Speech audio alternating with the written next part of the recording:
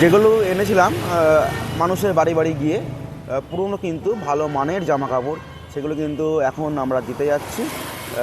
এই যে পেছনে ব্যাগ আছে, এই যে পেছনে ব্যাগ আছে, এর মধ্যে কিন্তু পুরনো জামা কাপড়গুলো আছে। আরও দুই সাইডে, বাইকের দুই সাইডেও কিন্তু ব্যাগ আছে, বাইকের দুই সাইডে। চলো আমরা পরবর্তীতে দেখাচ্ছি আমরা কোথায় গিয়ে দিচ্ছি জামা কাপড়গুলো।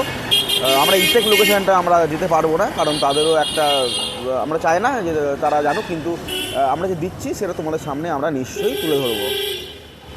চলো দেখতে থাকো। দেখতে পাচ্ছ সাজানো আরম্ভ হচ্ছে।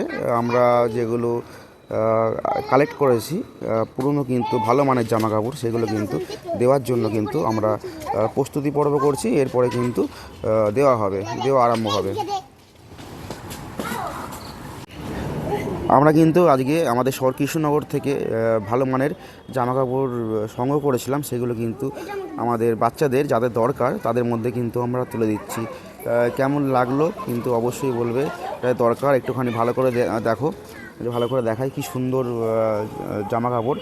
আর ওই দিকটা কিন্তু আমাদের দেওয়া চলছে। কিন্তু জামা কাপড়গুলো আসলে আমরা পুরো মুখটা আমরা নিই না, ওদের কিন্তু আমাদের জামা কাপড় দেওয়ার পর্ব চলছে।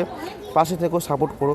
আর আমরা একটা কথা বলবো যে আমরা কৃষ্ণনগরের বাইরে, প্রত্যেকটা ভিডিওতে বলছি, কৃষ্ণনগরের বাইরে থেকে আমাদের আনা সম্ভব হয় না।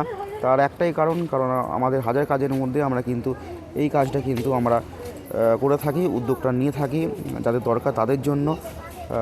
তোমরা পাশে থেকেও সাপোর্ট করো, কৃষ্ণনগরের বাইরে যারা আছো তারা আশীর্বাদ করো, যেন আমরা কিন্তু এইভাবেই মানুষজনের পাশে থাকতে পারি।